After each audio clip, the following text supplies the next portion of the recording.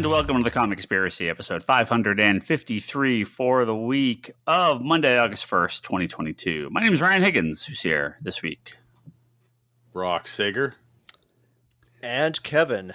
And not Charlie. He threatened that he was coming. Charlie has been on forever. What's up? Charlie, don't threaten us with a good time, Charlie. And then not show up. Not going to Comic-Con, not doing the podcast. See, dragging Toby on's like a chore. Like, that I understand. Charlie's just like... A chore? How long did you spend editing last week's episode? Yeah, so... I was told it sounded like one of our normal episodes, so terrible, but not super terrible, because, Toby has the internet from, like, 1993 and drops calls constantly. That's even giving him props. So I had to go through and just, like... spliced together like 10 recordings of Toby. I think it came out okay though. So sorry for the late podcast last week. This one should be up, I think. I'm assuming right away. Like short of any major malfunction right now. Of course, we've just cursed this podcast. But Gavin, yeah, we have a lot to cover. We have a lot to cover, I know. But just in case I'm not here at the end, I just want to get this on the record right now. Is there something you want to start with? No. Well, yes, I want to start with this question: what is the Sandman plan, and is Toby involved?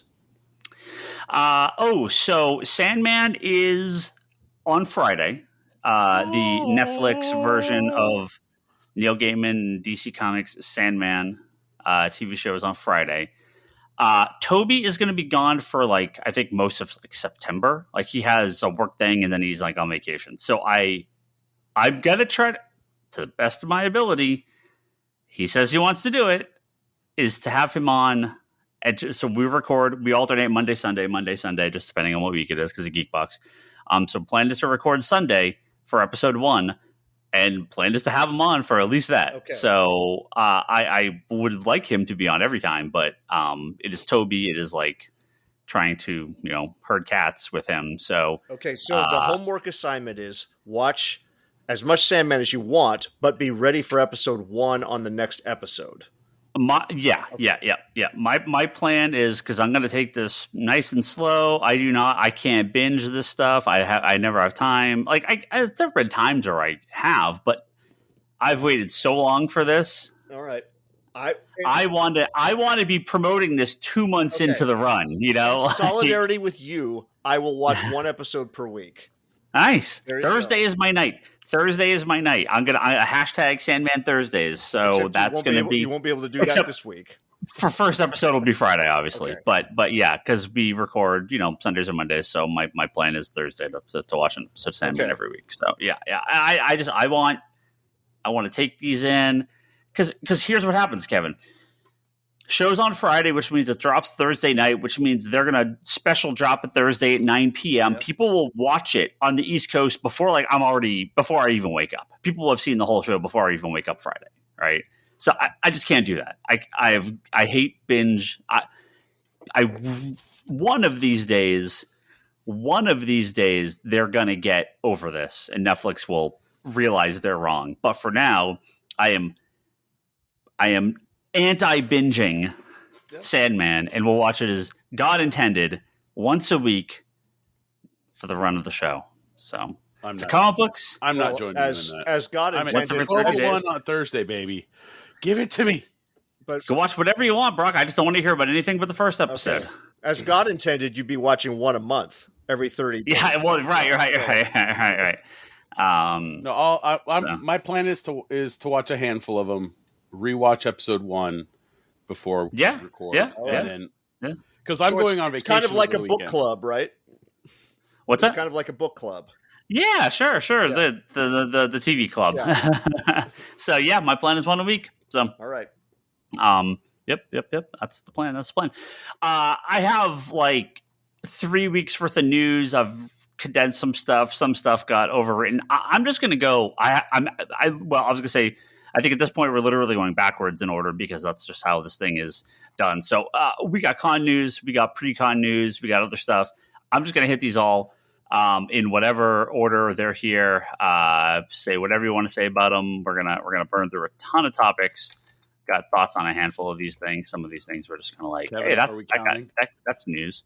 That's news. Are we doing a topic count to see how many we get through? I mean, I got like maybe 20 here. We'll see what we get through. Today, announced today, okay?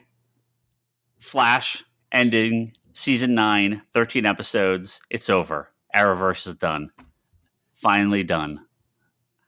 What started off pretty decent and got really good, and now, well, they're just kind of putting out of our misery. The Arrowverse is over. 9 years. Season 9 of Arrow, or season 9 of Flash is coming up. Arrow finished. Supergirl's over. Legends is done. Black Lightning's done. That's it. It's over. 13 episodes left. It's going to wrap up a couple weeks prior to the release of Flash, with its 7th release date for the movie.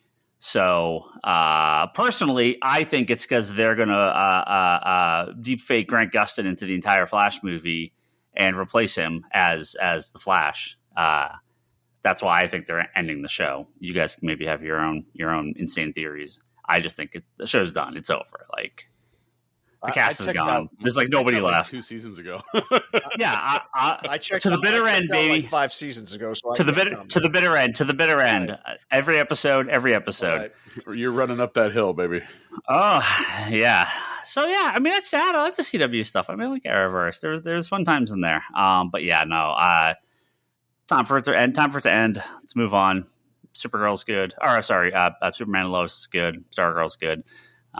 Yeah, I'm sorry, CW. We'll talk more about this as it goes. But yeah, so they announced the Flash movie. Apparently, like I think it was like Discussing Films or one of the accounts posted this. They announced the Flash movie like the week the Flash TV show premiered.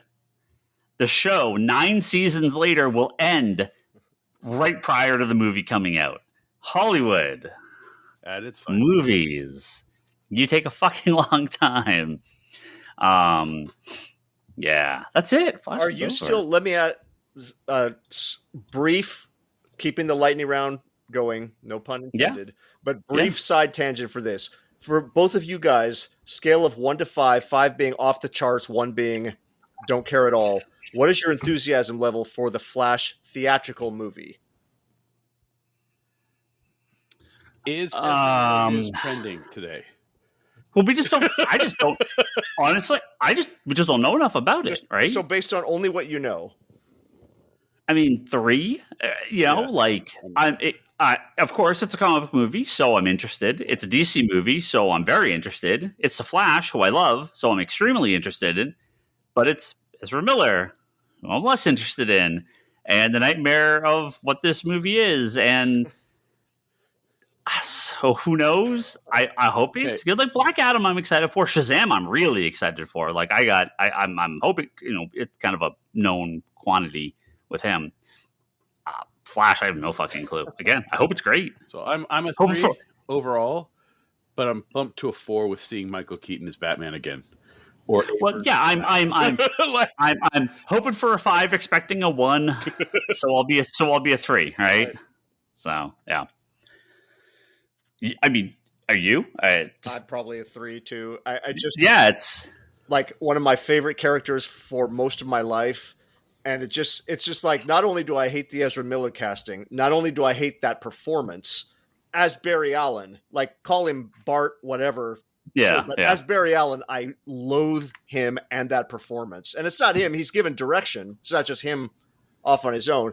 But then it's like. The Flash movie, you're choosing the most convoluted premise to make your solo Flash movie. You've got a rogues gallery. Just have him fight 2 of the rogues. Have Iris, you're good to go. But like Multiverse and Batman and all, it's like, really? We're going to like pour all that slop on top of the character for the first outing? Okay, whatever. So I'm probably like a 2.5 right now. Starting the deep end. Yeah, jumping the deep end. I guess so, sure. Can't wait for those opposite villains. You can't have those Phase 1 movies anymore. You got to go straight to Phase 4. You know. Yep. Yeah. I'm hopeful, but I don't know. Yeah. Of course, I'm excited. It's Flash, but yeah, we'll see. Yeah. We'll see. Next one. Yeah. A lot of 30th anniversaries this year. I know we talked briefly about Harley, baby. Yeah, because she's 92, right, for the show. That's coming up pretty soon. And there's a couple others. I know we talked a little about the Wildstorm panel at Comic-Con last week, and we talked about the Spawn Batman, which we kind of just touched on. I actually have more details here. We'll talk about it in a little bit. But another big announcement for end of the year, Death of Superman 30th anniversary, coming from DC Comics. Of course, we're going to have a bunch of special variant covers, including a black armband, black bagged, sealed edition. Kind of very much like the famous issue back in 1992. Find it in the back issue bin just by looking at the top of it. Yeah. But it's with all the original. So this is not just like this isn't a reprint. This is all original story. Oh, here we go. Jesus Christ, Toby is that you? Yeah, man. Hey. It took me like half an hour to fucking join. He's actually here. Okay, Toby's here. Okay. Hey, you guys can hear me? We can hear you. So whatever, fingers crossed your internet works. Just please, for the love of God, stay connected. Stay connected. I don't have time. That I couldn't bloody load Facebook, so I had to pull it up on my phone and type the damn address in like one by one into the Chrome fucking browser. Okay, I don't know. Well, at least you're here. At least you're here. Hi, Toby. Keep that. Turn off everything else. Stop torrenting a bunch of foreign language subs of anime of 70s anime. Turn off your. Hey man, it's 80s, man. Turn off your Twitch live stream. Shut off Netflix. Log off from work. Just turn off the internet. So dedicate your internet's power to this podcast for like an hour and a half. Okay. We'll try. Took me like 5 hours to edit last week's podcast. So, anyway, we have a ton of it for you. I just have to. Assuming Toby doesn't disconnect 18 times, just drop him at the end. It's fine. Death of Superman 30th anniversary special.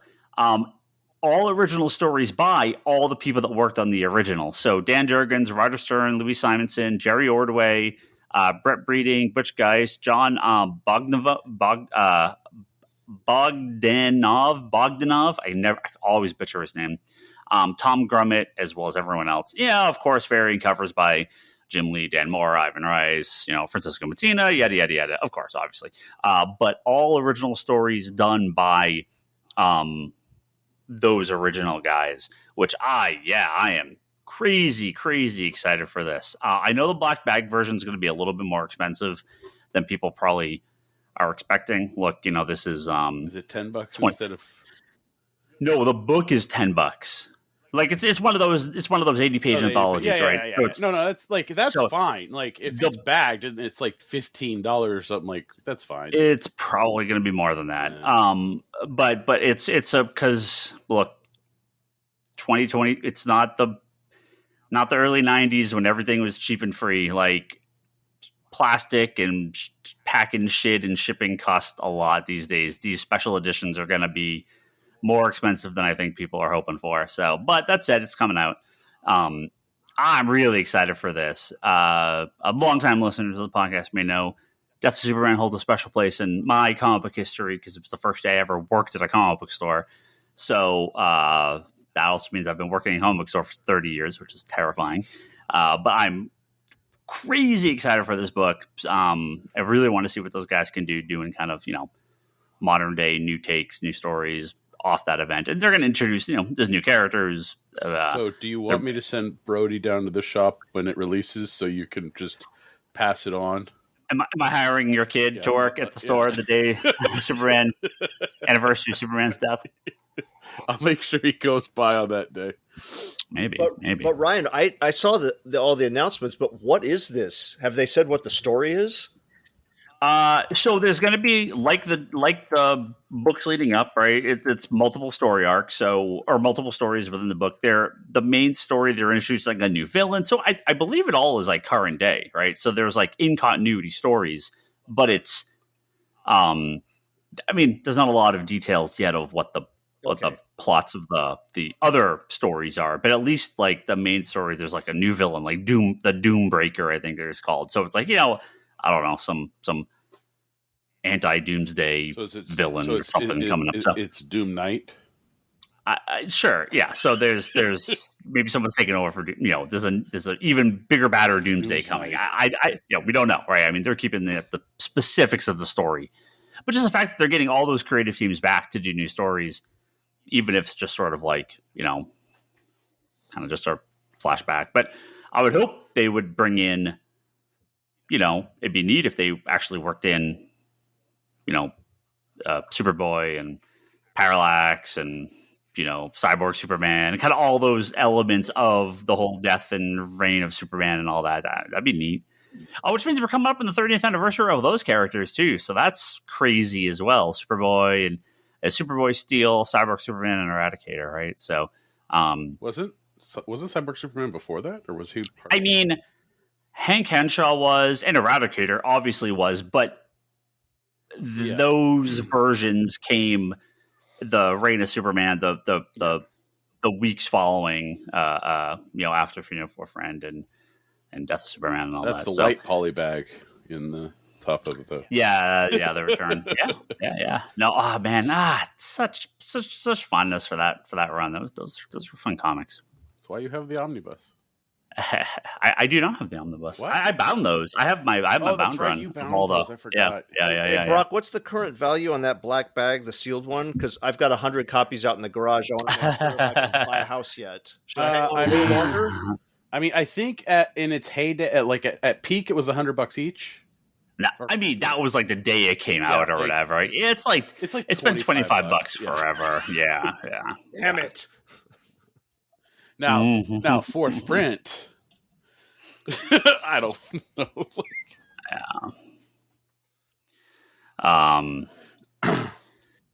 Death of Superman should be fun. Anniversary.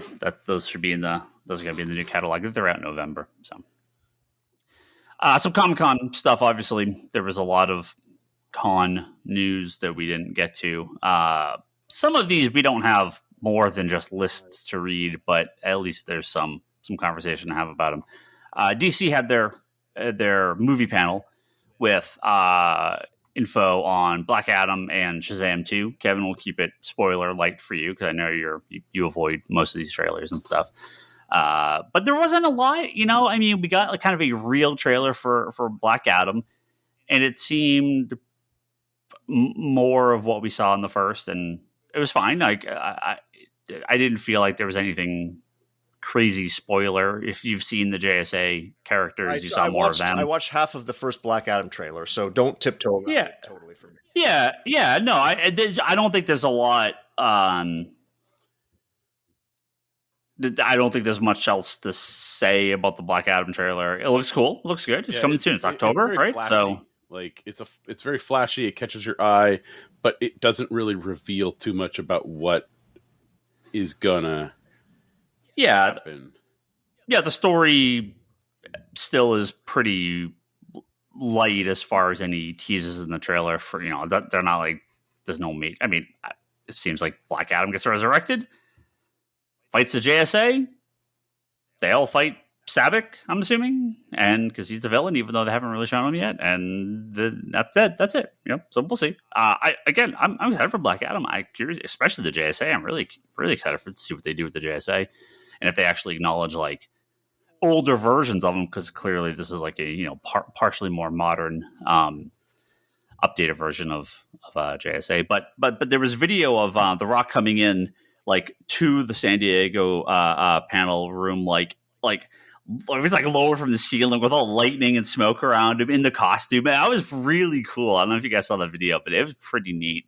That would have been cool to actually see in person. So The Rock is such a big personality. He's pushing hard for this movie, so I hope it does well. Henry Cavill was. It wasn't even rumored. The days leading up to con, they were like, Henry Cavill's going to be there at the panel. Henry Cavill's not at the fucking panel. Like none of this happened. And he's not in the trailer for Black Adam. Like none of it. Like who knows? Maybe. No, he was on set filming Witcher 3, getting COVID, and then going, look, I can play WoW for a while. I don't. Like the entire week, it was like confirmed Henry Cavill will be there to talk about returning as super. No, it didn't happen. So remember, all news prior to Comic-Con is bullshit. Unfollow every nerd movie rumor site, just unfollow them all. It's all bullshit. It's all lies. It's all fake. It's all clickbait. Unsubscribe from every one of those YouTube channels. It's all nonsense. But wait, it's all fucking nonsense. Wait, what I'm reading here, our sources tell us this Comic-Con will be announced the JLA versus Avengers live action movie. Did I? Oh, not that I saw. Not that I saw. Yeah, I missed that one. Close the tab then. That's actually real? Like you? No. Did you see? No. I legitimately at one point heard like, oh, it's like this was recently, like, oh, yeah, no, they're working on it. They're working on it. I'm like, fuck, people, what is wrong with you? Don't listen to any of this. When it's officially announced, then you can then worry about it, then talk about it, then care. Don't.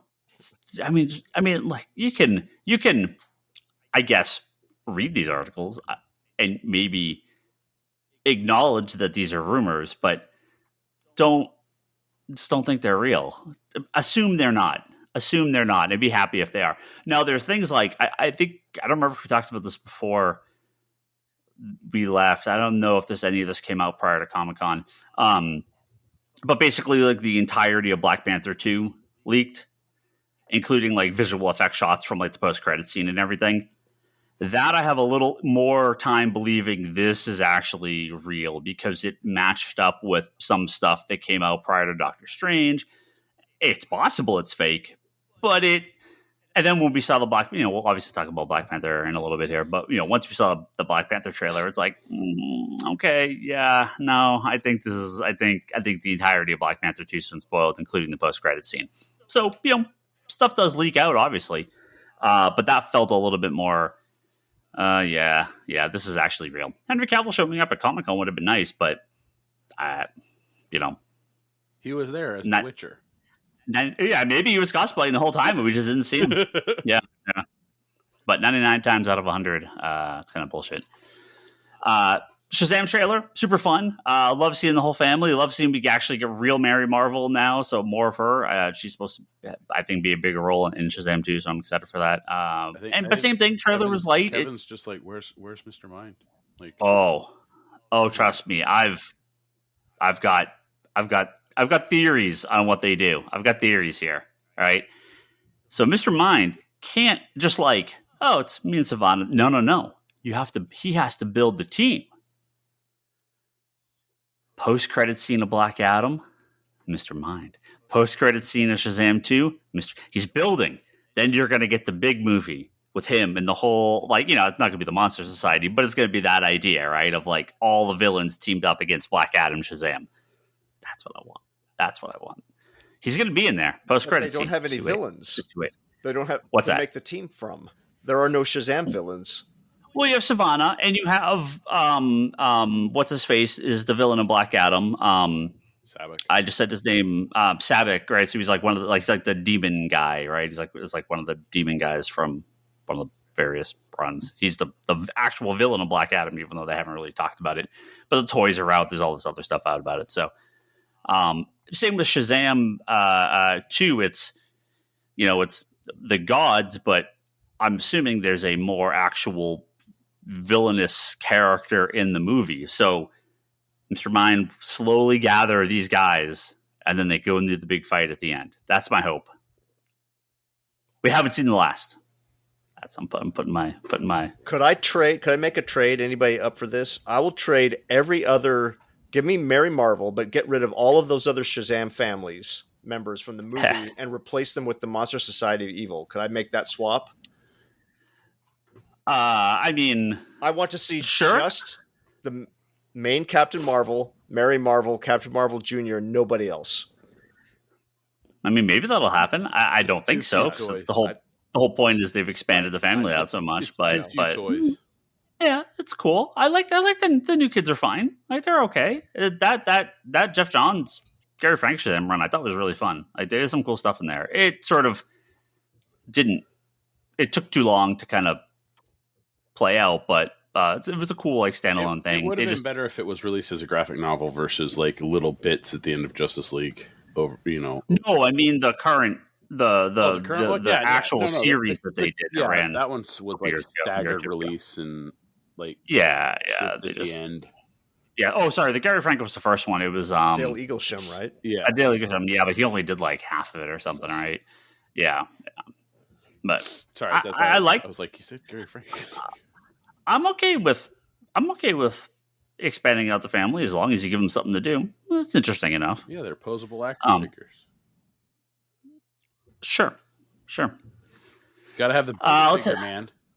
Let's hit the big one. Because I know I have a lot to say, and this can be a good judge for how much more we can get through on this podcast. About a month ago, there was a rumor that Marvel and Disney were skipping Comic-Con entirely. Again, there was a rumor that Marvel and Comic-Con were skipping Comic-Con entirely. Or Marvel and Disney were skipping Comic-Con entirely.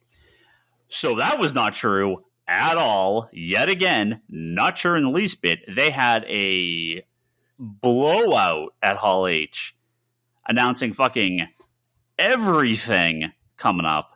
Light on actual trailers. The only thing we really got was Black Panther. Now, they showed stuff at the con that obviously most people didn't see. Visual effects weren't done. There was a Guardians 3 teaser, things like that. So, there was descriptions of all that stuff. It's kind of pointless to talk about. But they had the big Black Panther trailer, right? So, trailer looks cool. Not really sure, obviously trailers do not equal the movie, but it was a well put together trailer. Yeah. I'll say that. I did watch that trailer, you can talk about it. Okay, full trailer into the future. Black Panther's like November. When I wouldn't watch a trailer for something premiering in August. Oh yeah. But November's far enough. I did check it out. So a little bit more to talk about Black Panther, obviously. If you're totally off spoilers, you don't want to hear a single thing, I would skip 20 minutes or whatever, because we're going to talk about a bunch of random stuff here. But Black Panther trailer came out, and again, like those leaked spoilers, 100% accurate. At least within the context of the movie, the big bad appears to be Namor. I didn't realize Wakanda was on the ocean. I guess it is now. That's fine. Maybe they're coming up through like a lake. There's a map of the Marvel universe, and Wakanda is like totally landlocked in like the north middle of Africa. And so people are like, okay, maybe there's a river that connects in. Pangea is shifted differently in the MCU. Sure, it's not the 616, so it doesn't count. It's the fake 616. So there's Black Panther is dead, I guess, in the movie. That's what it appears from the trailer. Off camera, I'm sure. I don't know how they're going to handle that, but I think that's a really big mistake. What? Black Panther? Yeah. Oh, does he not? He unsnap? Yeah, he could just not have come back. I guess they haven't really they've not. Have they acknowledged Black Panther in any of the movies? No, he did come back. He was in Endgame. I forgot. He was in Endgame. Oh yeah. So maybe he's not again. Is Toby even on this call anymore? Did we just lose Toby entirely? You hear Toby? Oh, no, I'm just so pissed on my lost. Okay, there you are, Toby. There you are. Just making sure. Just making sure. Hold on, Ryan. Don't let that go by. Wait. Go. You're like laying one after another. I'm just like, Jesus Christ! It's a good thing we're not doing this in person anymore. I'm doing what after? I'm doing one after another. I would have slapped you by now. Why? Because it's the greatest MCU trailer of all time. Well, great trailer doesn't mean a great movie.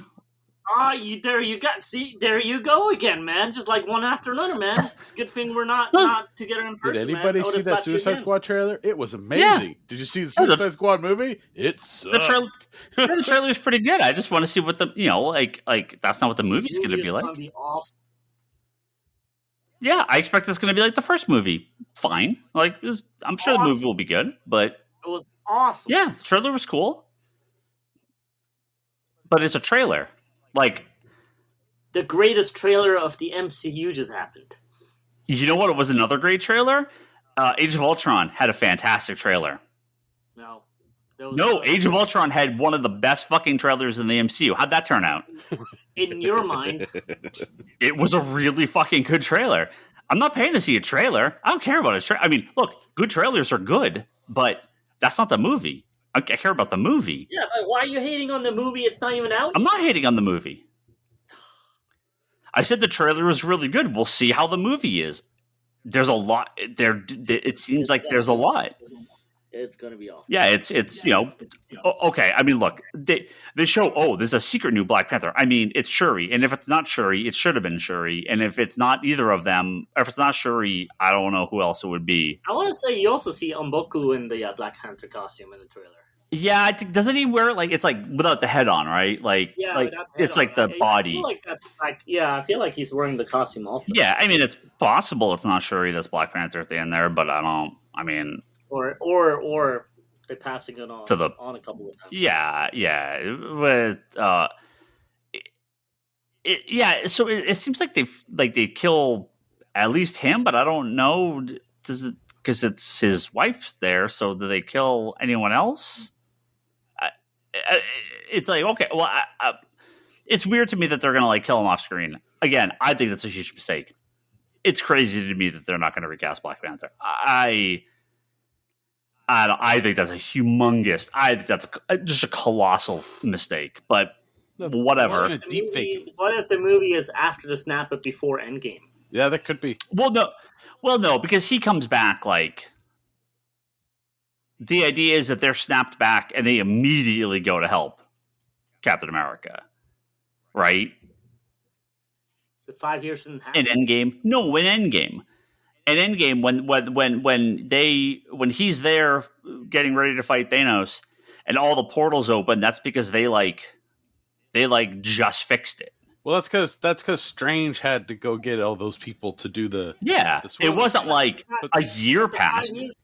The 5 years still happened. Yeah, though. There's still 5 years in between this initial snap and that moment when Smart Hulk. So what if this movie is in between?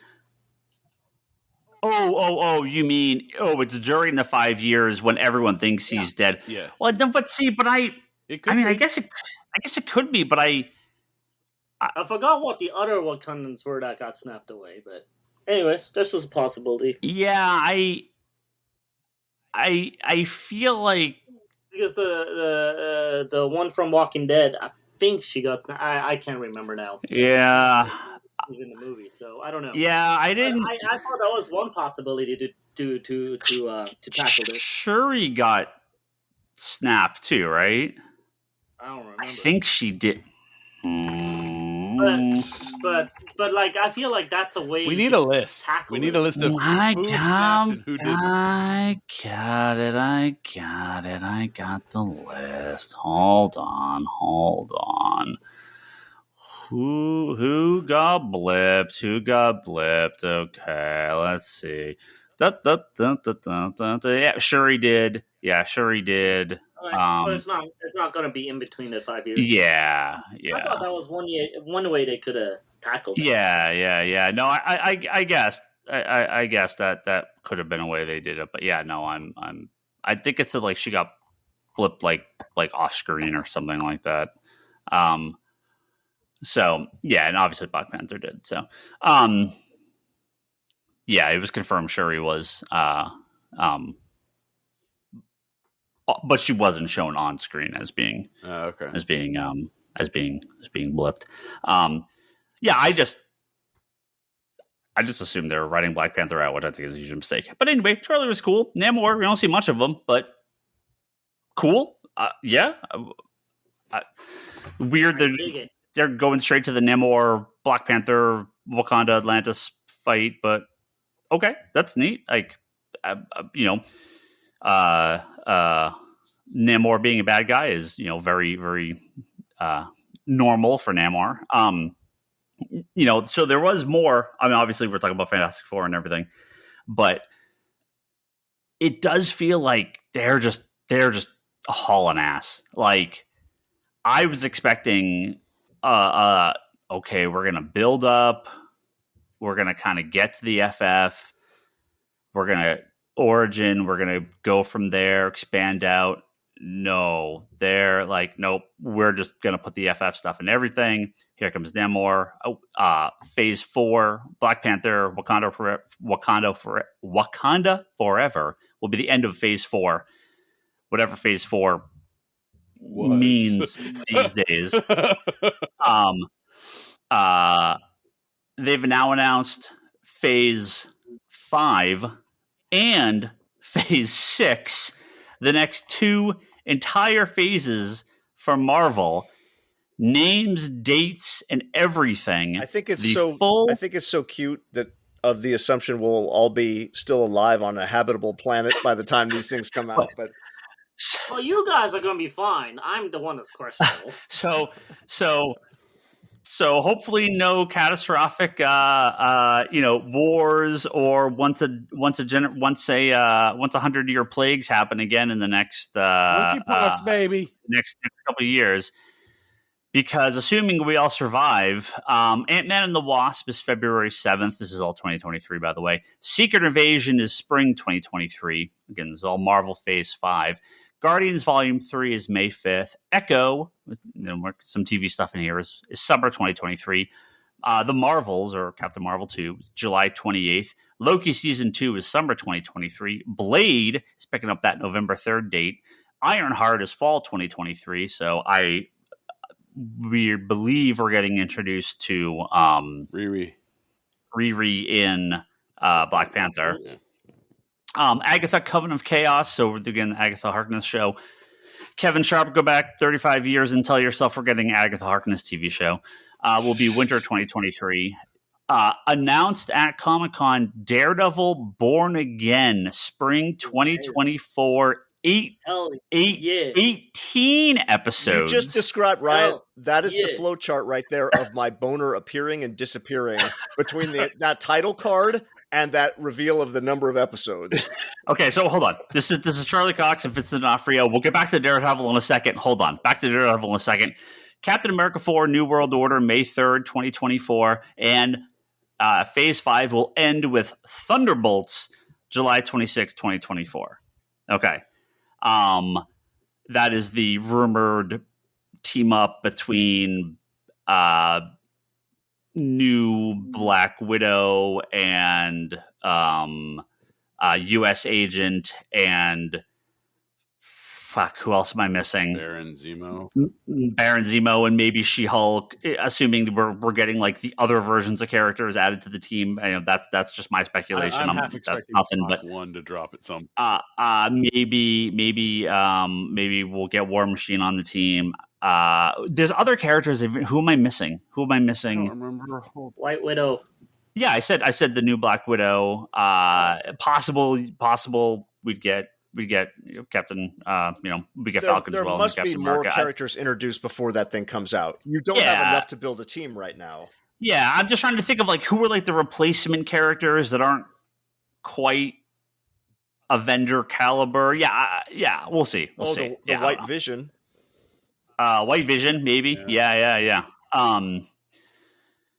Daredevil Born Again. So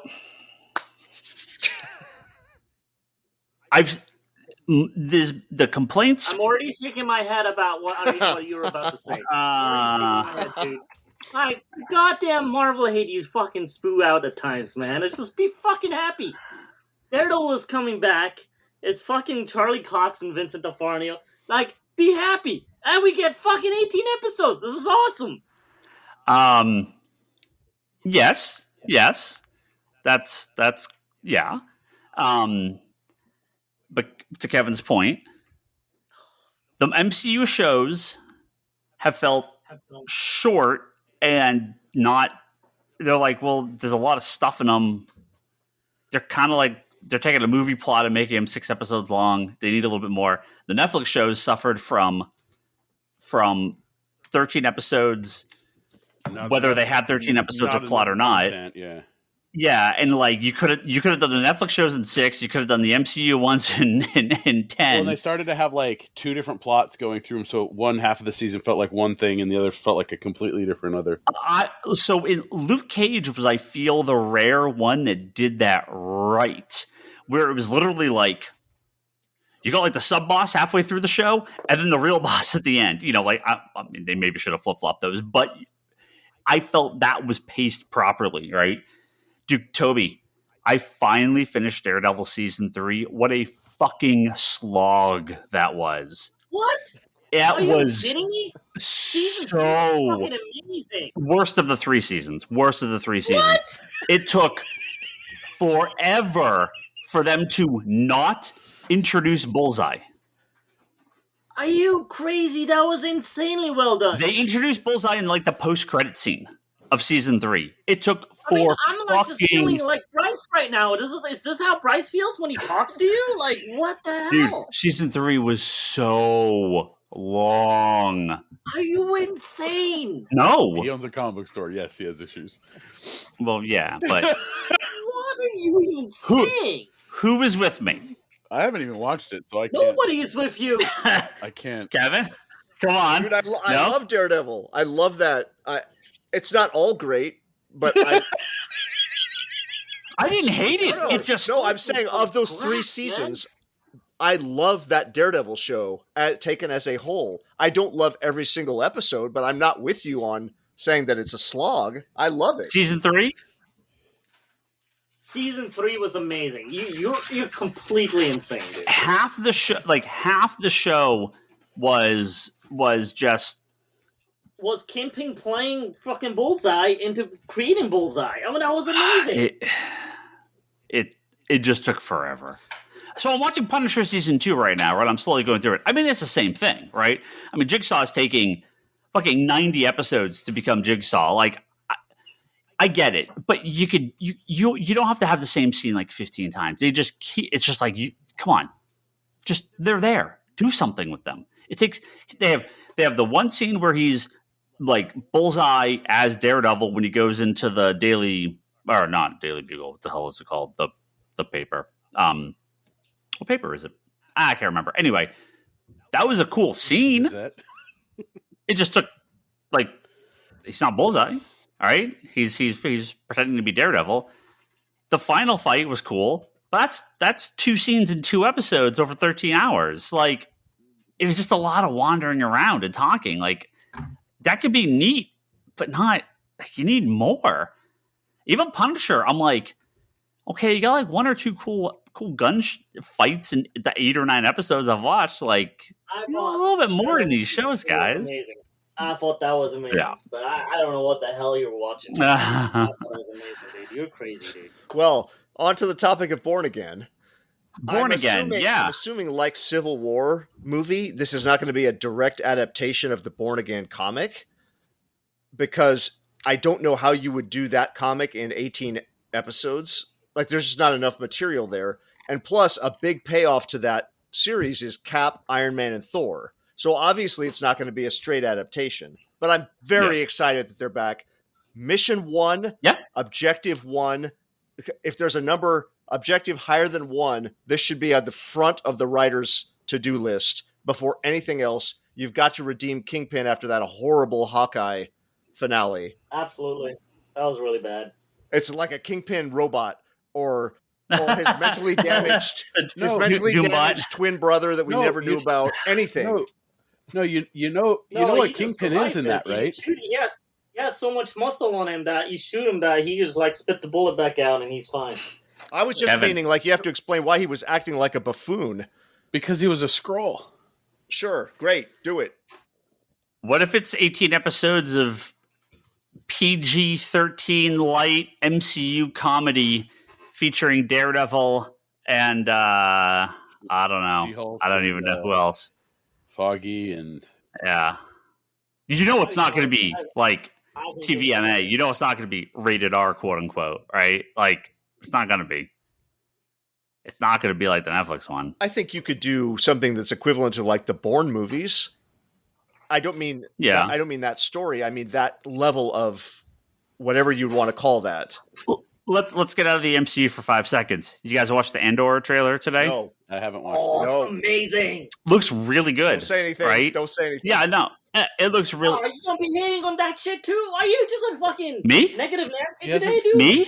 He said he liked Yeah. I said it looks really good. Yeah. Oh yeah, but I smell a butt coming.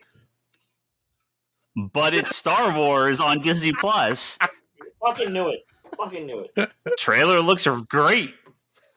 Let's see what the finished product looks like. I can't But wait the trailer looks... Oh man, I can't Great. wait for those night scenes that you can't see anything in. Well, again, remember, Rogue One is like now my favorite Star Wars movie. So, like, I have high hopes for this show. It could be... So, they didn't film it in, like, the room. They filmed, like, on location, on sets, on real shit. It's not done in... What's the room called, Toby? You probably remember? The LED wall? Yeah, it's not doing that. They're actually filming in... Well, I mean, obviously, there's lots of visual effects, but... Virtual production room? I forget. It's called... It has It's a called... nickname, yeah. Yeah, it's called something. I just forget what it's called. Like, they're like, no, we shot in like the real world. So it looks fantastic. It doesn't look all claustrophobic and CG and fake. Well, I believe it is also Tony Gilroy is the showrunner, if I'm remembering it's right. Same. Yeah, So it's all the same team people. of Rogue One. Yeah. So fingers fucking crossed that this is dark and serious. Look, I liked Obi-Wan. It was fine.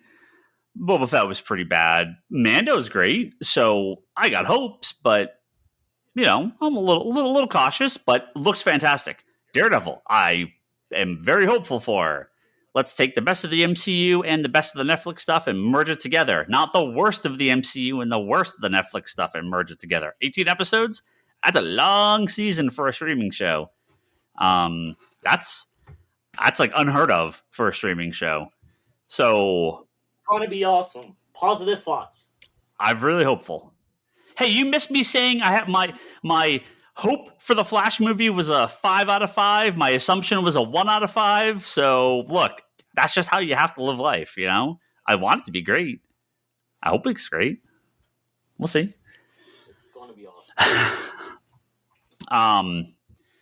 There was also Phase 6 announced for Marvel. So this is 2024, 2025, probably into early 2026. Secret Invasion. We are now fully in the Multiverse saga. Kang appears to be the big bad, right? Because we have the Fantastic Four, which will be part of Phase 6, which is November 8, 2024. So does that start Phase 6? Does FF actually start Phase 6? Yeah, because Thunderbolts is July, so I think they're considering FF the start of Phase 6. And that will also include 2 Avengers back-to-back in 2025, which I believe is the end of Phase 6. The Kang Dynasty, Avengers The Kang Dynasty, and Avengers Secret Wars, May 2nd and November 7th, 2025. So set your calendars, dudes.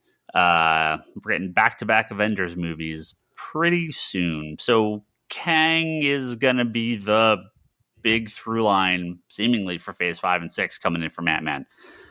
A lot of stuff. Yeah, there's like 1, 2, 3, 4, 5, 6, 7. There's like 8 unannounced, or 7. Yeah, like 7 or 8 unannounced movies and TV shows. So That's because they got different seasons. Armor Wars will be in there. Yeah. Who knows? So if anybody who's listening to this show was in Hall H during this Marvel panel and surreptitiously took any pictures on your phone of that Guardians footage, please DM me. Did they show? Yes. Why do you want to see that? Yes, they showed Ryan. They showed Warlock? Yes, Ryan. Okay. And the cat that But it's all the cast had not But- seen but the cast aren't had you- not seen the footage, so everybody saw it at the same time. Well, but aren't you 100% in for that? Yeah, anyway? well, now that the High Evolutionary's been added as well, I'm so ready for this thing. Like, give me this trailer, I will watch. This trailer I will freeze frame. Wait, that goes against anything you believe in. Have you not heard he's been watching trailers? So Kevin, actually, it's funny. I just looked a little bit around the dark web. Someone did post it. It's actually Adam Warlock, but he's got a shake weight, and he's just sitting there shaking the shake weight for 2 minutes. That's the entire trailer.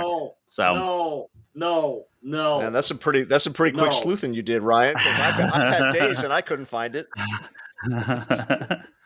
But Toby, no, you're right. If it's something that I really want to see, I will avoid a trailer. Maybe watch like the first. Yeah, like you're committed to this. But in this case, I'm afraid I'm going to break.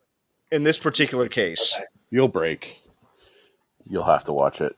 It's just too much. I'll at least have to watch some of it. Maybe I can have the willpower to bail before the end. Yeah. You know what, Kevin? It's gonna be awesome. All right? Fuck this Ryan bullshit. It's gonna be awesome. I just hope it's better than Daredevil season 3, right, Toby? I just hope the High Evolutionary is not sowing his wild oats.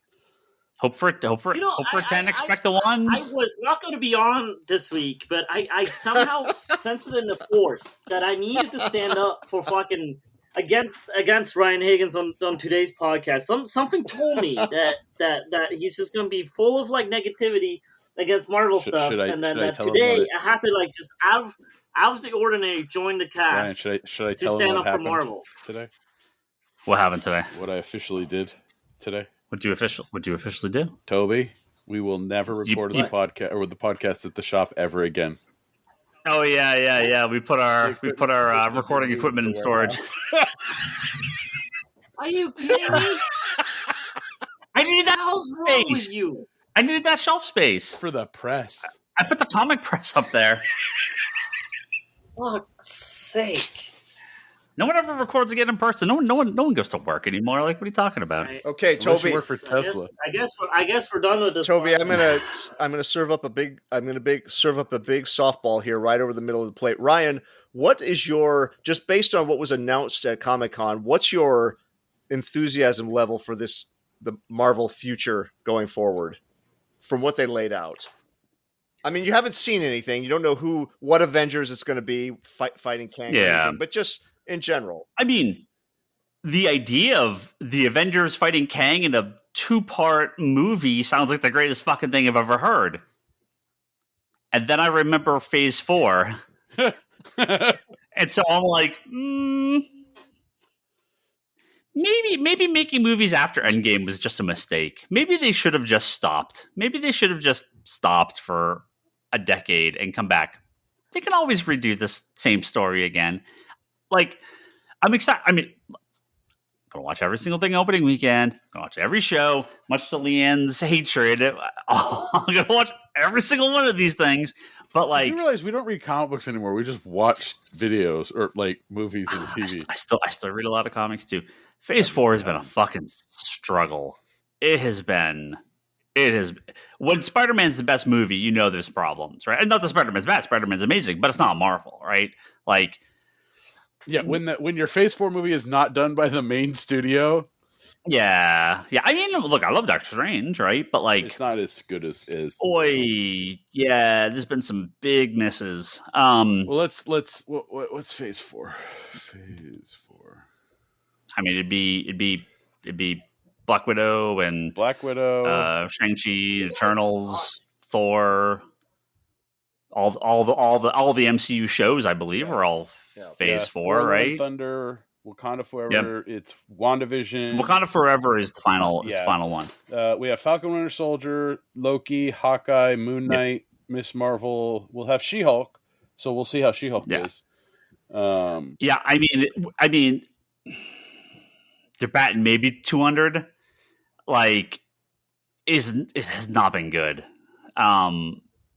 Endgame, Infinity War and Endgame were so good. I mean, hard to top. So, Phase 4 was probably always doomed. But there's excitement there. Skrulls are cool. FF's cool. Kang's cool, assuming it's not the version that was in Loki. Assuming they retcon have him completely Well, it's not, right? I mean, it's a different character, but hopefully they haven't completely changed his personality and act nothing like that because he was like a weirdo.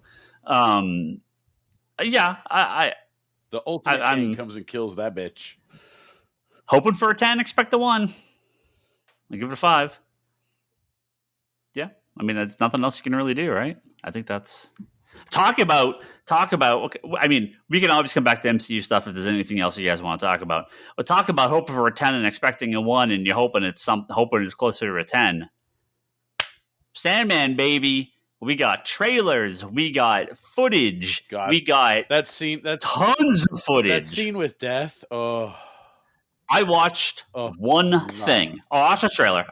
So there was like the real trailer for Sandman got released to Comic-Con, right? One that they already edited. So did they? What'd they do? They cut out fuck. When Matthew the Raven. Oh, Matthew. He goes, dreams don't fucking die. They cut out the fucking part. You can still find versions of it online that say it. Fine. For more public viewing. Yeah. Oh, I don't care. That's fine. I watched the death scene. Chef kiss. Oh, yeah. Chef's kiss. Beautiful. I went back and actually looked at That's it. It's panel by panel. It's almost exactly the same.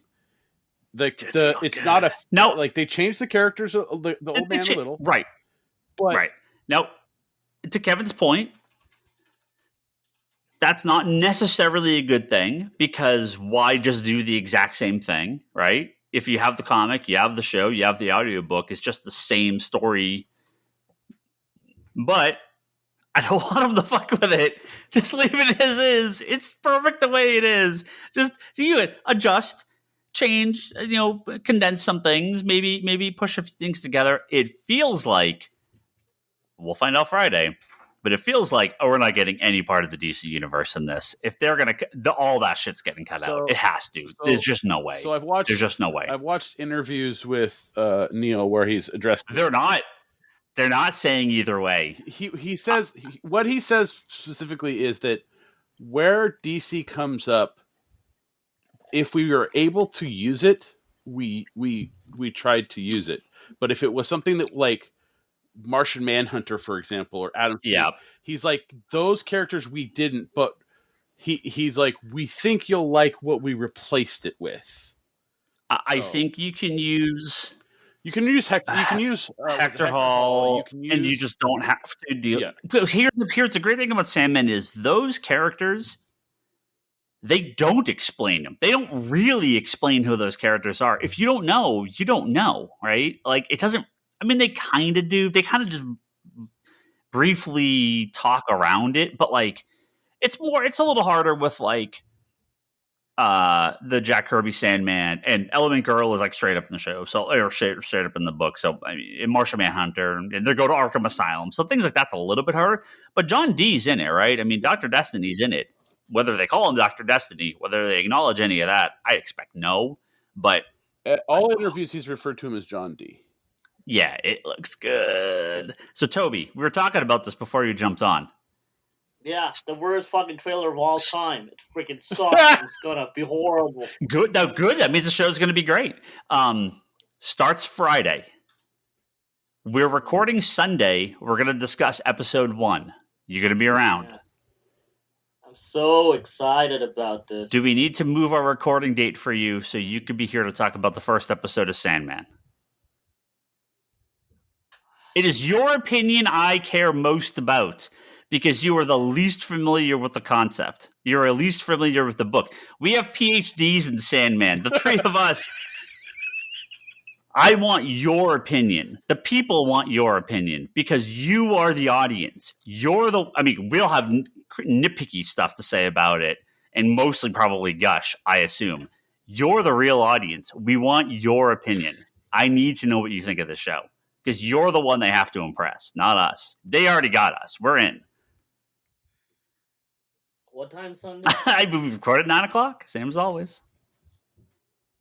We can change it. Well, big question is if I've seen it by then. But we can change it if you need more time. Oh, what was that? Is one episode 45 minutes? Yeah, they're hour. Like, yeah. It's they might have the episode limit times up. Yeah, they're hour episodes. They're nothing special. Let's do it, Brock. I will do Some my good best. radio, Brock. Read us all the lengths of the episodes. They put up the names. It's all they put up the names. It's all the names of the comics. Yep. So it's fucking perfect. Like, so it's too perfect that I'm almost afraid. Like, this is bad. Like, I need to start to see some changes or flaws because my hopes are too high. The more accurate it seems, the more I'm scared because I know some rug's going to get pulled out from underneath me. So, yeah, they haven't released a. No, they're an hour. Yeah. Like, yeah. You guys watch American Gods? I did not get a chance to. Leanne, did you finish American Gods? Like, what the fuck was going on in that show? 2 seasons? Yeah, just 2. I hated it. I tried. I hated it. Watched like 2 episodes. I really hated it, Toby. Like, that's I really like the people that were behind the show and the actors and everything, so I was actually excited going into the show. It got what the actual fuck the was show. I just could not. And I read the book. I could not get connected to the show at all. It was just so delayed and changed, and the second season was so even way more delayed. When I watched 2 or 3 episodes, and I was just like, no, I'm not into this whatsoever. So, Yeah, I repeat again. I am so excited for this. Fun fact: Patton Oswalt was the first person cast Nice. in the show. He's a fan. I mean, he's a huge fan, so that's awesome. That's awesome to hear. Yeah. So excited. Yeah. Are you actually excited, or? Oh man, dude, I'm de-excited. Okay. I don't know what any of that means. Kevin, did you watch any of this, or you're just like, no point? Isn't it? It's this coming. Yeah, it's Friday. Week. Yeah, it was premiered 2 weeks from the 2 weeks from the I've panel. only seen the still images that have come out, 3 weeks from the but I panel. haven't seen anything in motion. Yep. Well, and that's why. Watch the trailer. Fine. They released like a half dozen scenes or whatever, or 4 scenes or whatever. I watched 1. That's all I needed to see. I'm in. It was perfect. 2. So. Yeah, there's been a couple. There's been a couple. So. Lucifer one, and I watched the Sound of Her Wings one. Yeah, they did a few more. So, I am excited. I'm excited. Something that came. I don't know if this actually came right when Comic-Con was going on, but I think it maybe went up at the same point. So for Disney Plus, we obviously got the Netflix shows that were on there. They now have Deadpool, Deadpool 2, and Logan on Disney Plus. So which makes sense, not just that they're adding the Marvel shows, but from Netflix getting just fucking hammered by losses in subscribers to way too many companies, way too many streaming services, HBO and Discovery merging so they can merge their streaming services. I would expect we'll hear some form of content from Hulu going over to Disney Plus soon, because they're starting to bring over the R-rated content. I don't want to say Hulu's on its last legs, but I would get I would just assume Disney's going to move everything it owns to Disney Plus. One service, one price, all the content. You can have parent accounts. You know, they're testing it, obviously, with the Marvel stuff. Does this work? Are we getting subscribers? Are we getting people checking it out? But I think it's got to be coming. There's too many services. There's too many things out there. Well, I mean, Hulu's a brand. It might be hard to kill it outright, but I think we're going to see more of this. So, yeah. Yep. Well, I know that, for me, with Netflix increasing their price, I'm honestly, after Sandman, I'm probably going to cancel for the first time in years, because I'm like, I don't watch it often enough, and you're jacking up the price for Disney. You're paying for the exclusive content. Oh yeah, right? you pay for the exclusive content, but at this point, I'm like, yeah, I can wait, right? Like, I don't need to. I don't have, like, Stranger Things. I didn't watch it when it first came out because they were separating this. They split the season, so I just waited until the season. They released those last 2 episodes to watch it all. So, what's on Netflix that we care about? Sandman? Stranger Things? Umbrella Academy. Stranger Things. Umbrella Academy's on there. I haven't started that one. Oh, season 3 came out, didn't it? Season 3 of Umbrella Academy dropped. This is the problem. It's just gone, right? Who knew when Umbrella Academy season 3 came out? They didn't talk about it. I totally forgot. I totally forgot. Watched it first day and binged it in like 2 days. Yeah, and then no one watched it after that. That's the problem with stuff on Netflix. Like, it's already done. It's already gone. Like, nobody cares anymore. Stranger Things. Who's talking about that anymore? No one cares. So it's over. Still talking it's like the 1 week. Ask Kate Bush if they're still talking about it. Yeah, it's like the 1 week of people caring, and then it's over. So bad. Yeah, it is bad. Netflix is bad. Thank you. No, you guys are bad, man. I don't like Netflix's binge option. I like having the option. I like having shows that come out on a schedule. Yeah, when it's done. And I like having shows that I can binge. It's a choice I get given. It's amazing. Yeah, you can binge it after it's over. That's a choice too. Yeah, that's what I mean, there are plenty of shows that I have binged. We definitely, quote unquote, binged Severance. I watched that maybe in a week. We watched the entire show. But I don't want it released like that. No. When it's new stuff, no. Hashtag Sandman Thursdays. One a week. Keep that going. Keep their numbers going. But yeah, Disney Plus, get some R-rated content from the Marvel shows and movies, and be interested to see how that changes over the course of the next couple of months, next couple of years, if more stuff doesn't get pulled out of there. We talked about going to the Eisners. We did not talk about the Eisners too much, though. We didn't really talk about too many of the winners, some of the stuff that got mentioned there. We talked briefly about. Did Kevin Eastman win an award? Yes, he did. Yes, we did. We did talk briefly about that. He's a good dude. Yeah. So, Fantagraphics came out on top with 4 wins for Barry Windsor Smith's Monsters, which announced at the con, and I don't think a lot of people realize this was news. I certainly didn't. Gary Groth, right? Yep. He said that was he's the owner of Fantagraphics. Said that is Barry Windsor Smith's last comic. I don't know that was something that had really been talked about much. Makes sense. Obviously, he doesn't do a lot of work anymore, and this obviously took like decades to do. But yeah, I've not read Monsters. It looks great. We got it at the shop. I got to pick it up. It looks it's wonderful. Incredible. I wouldn't call it a fun thing to read, but as far as I was going to say, I remember reading some of it in the beginning, and I was like, I don't think this is for me. As a work of art, it's amazing. Did he serialize any of that somewhere prior, or is this like did pages come out? No, it was going to be a Hulk story originally in Marvel Fanfare or an Epic back in the 80s. It was like a pitch for a Hulk story, and then he just pulled it. Well, I think Marvel shot it down. Yeah, so he just took it and just adapted.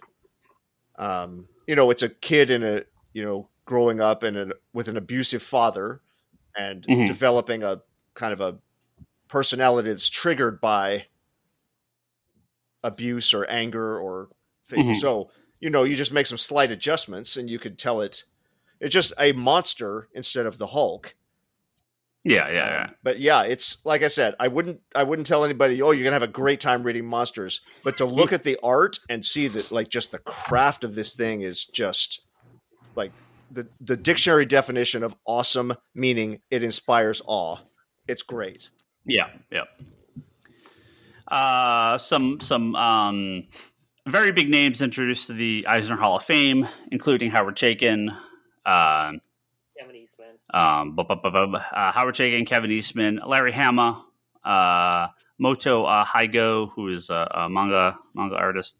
To be honest with you, when they named somebody nomination, I was like, wait, that person is not in the Hall of Fame. Well, that person is not on the Hall of Fame. Really?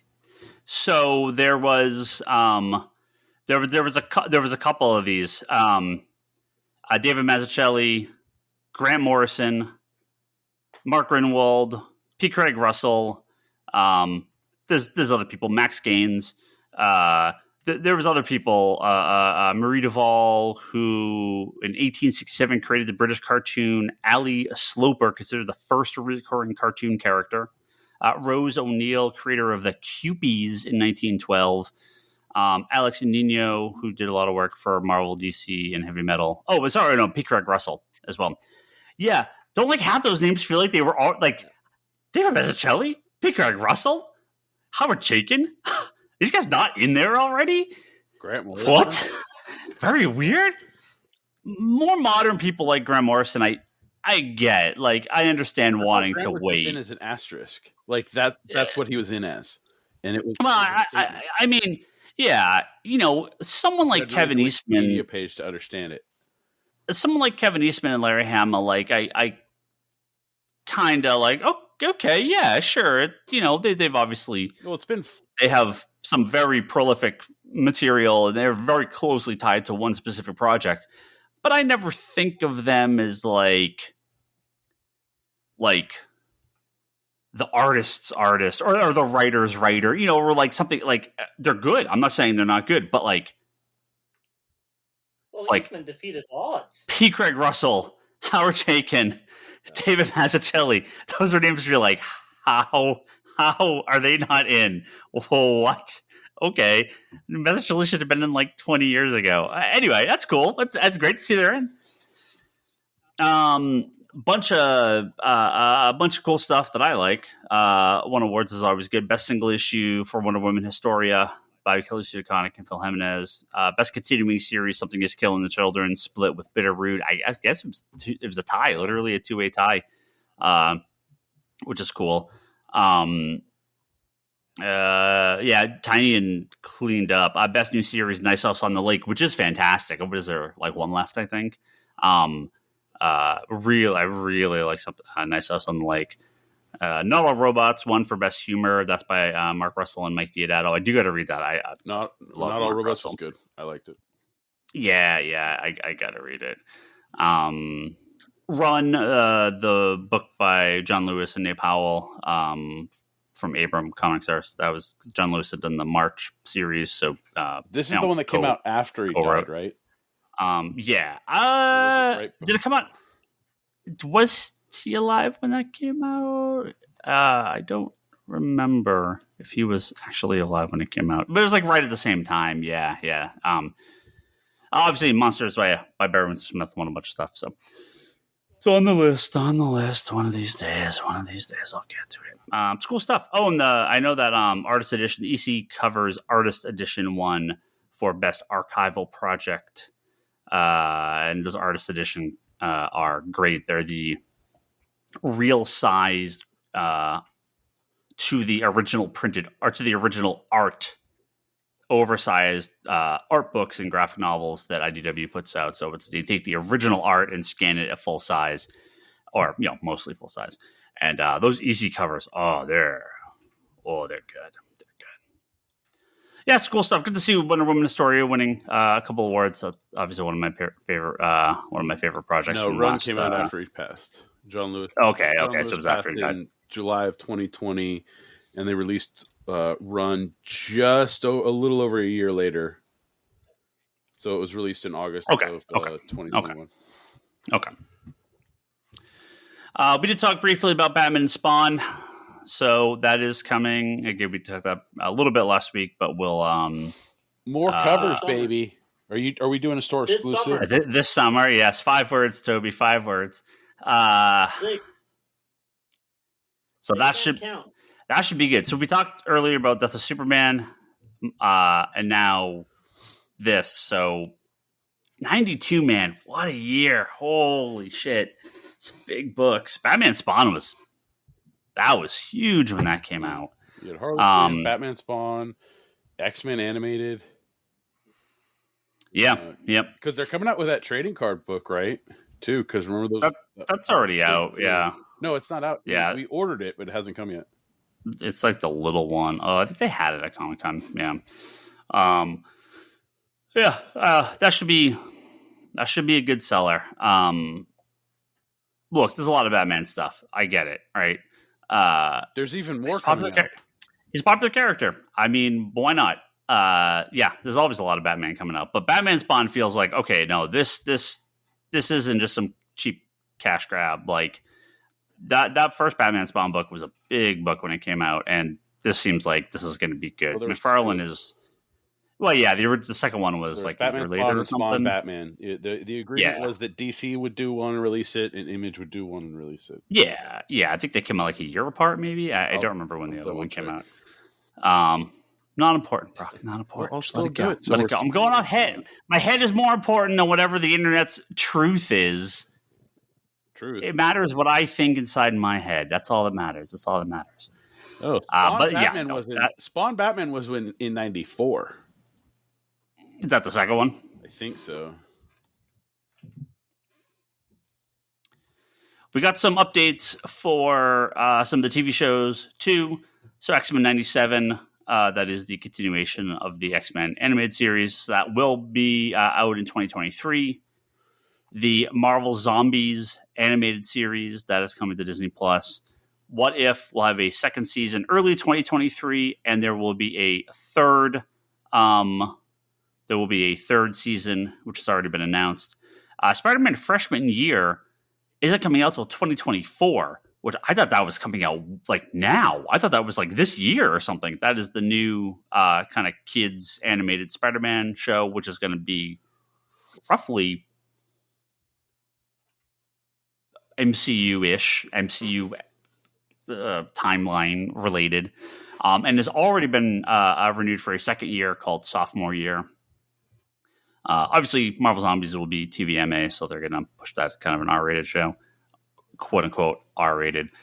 Already greenlighted a second season of X-Men as well. So, again, hopeful for X-Men 97. I don't want it to be bad on purpose. We had a big talk about this a few weeks back. I hope it's actually good and not just like, oh, look, we're stupid on purpose.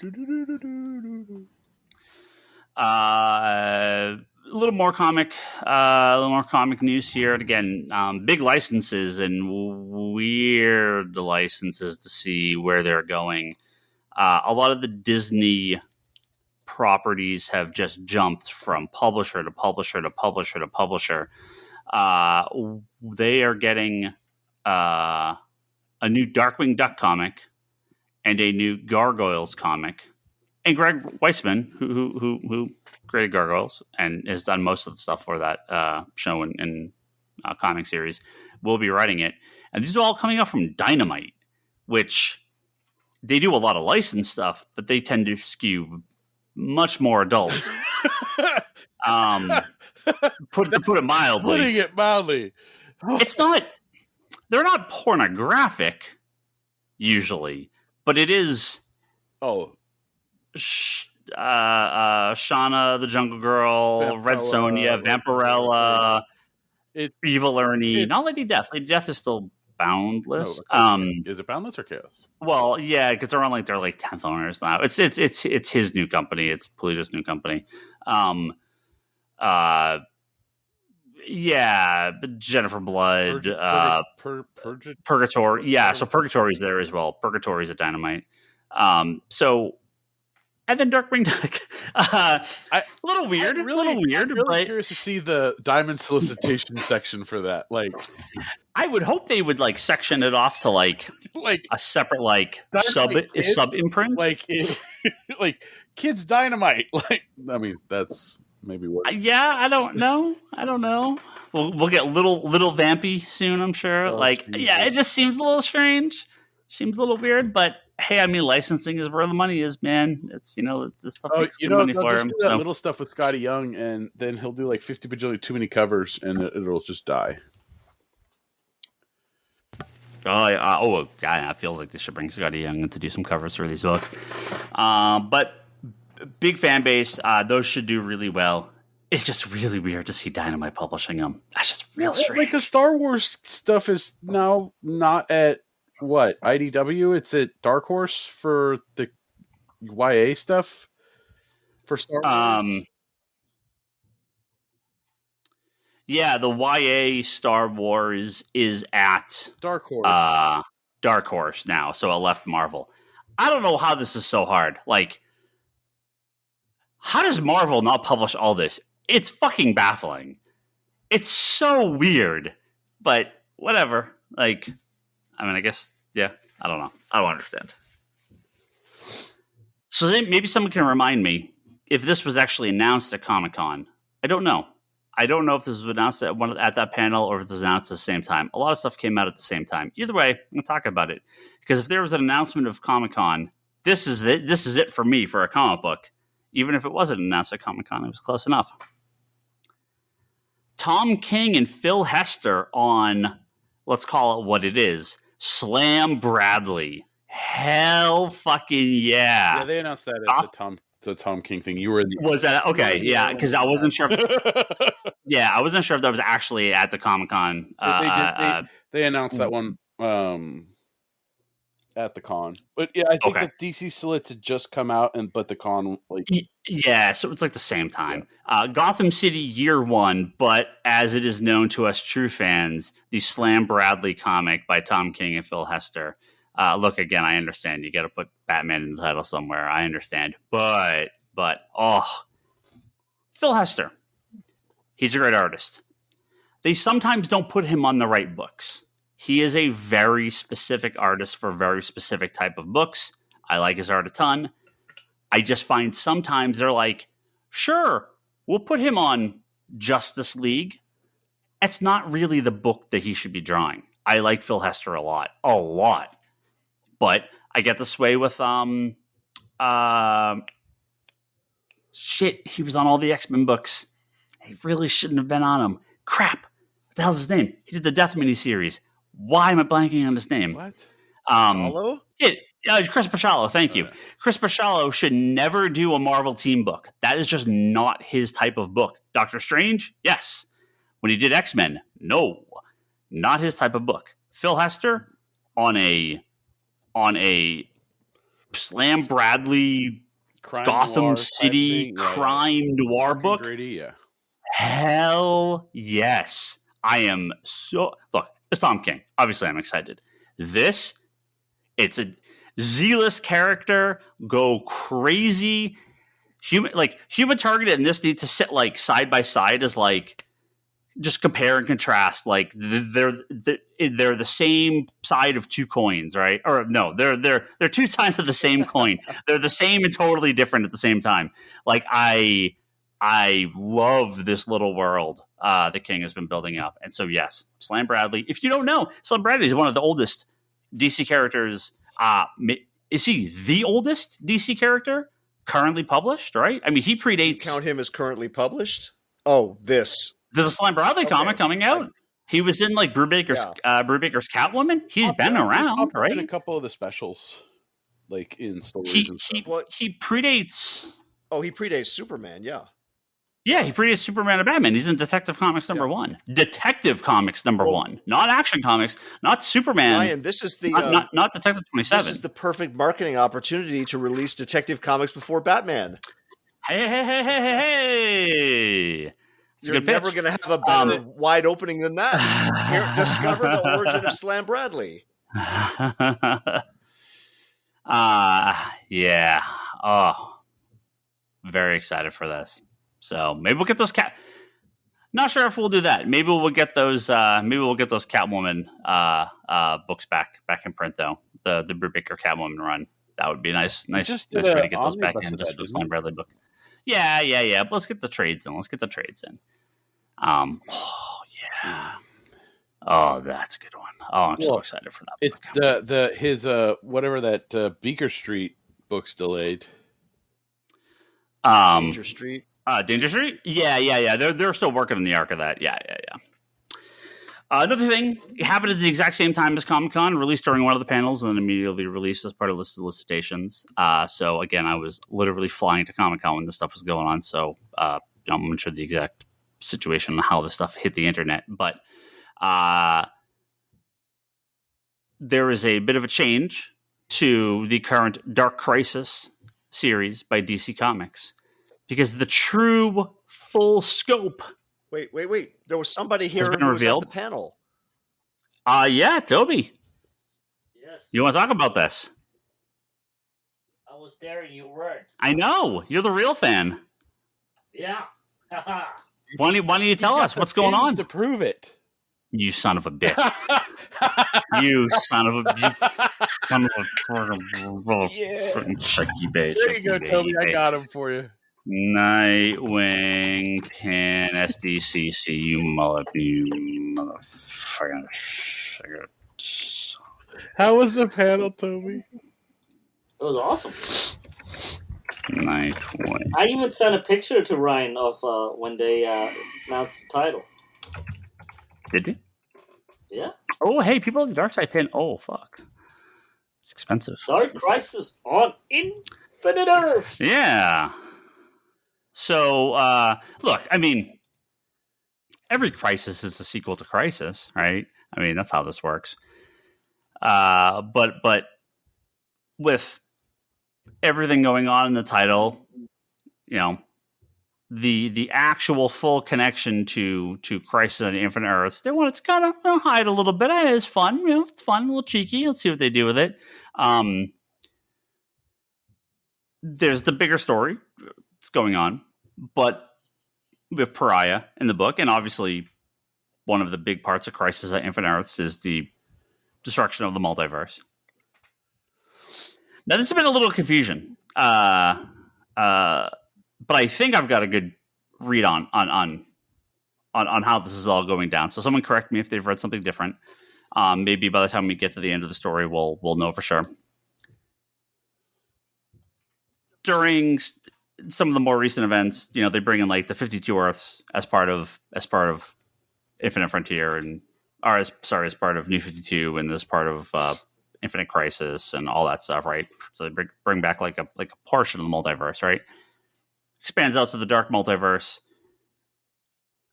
and then Death Metal sort of like brings back the everything, removes the source wall, brings back the idea of the infinite multiverse, but the new infinite multiverse, right? These are the worlds that are like reshaped post all this. The idea behind Dark Crisis here is like Crisis on Infinite, Crisis of Infinite Rebirths.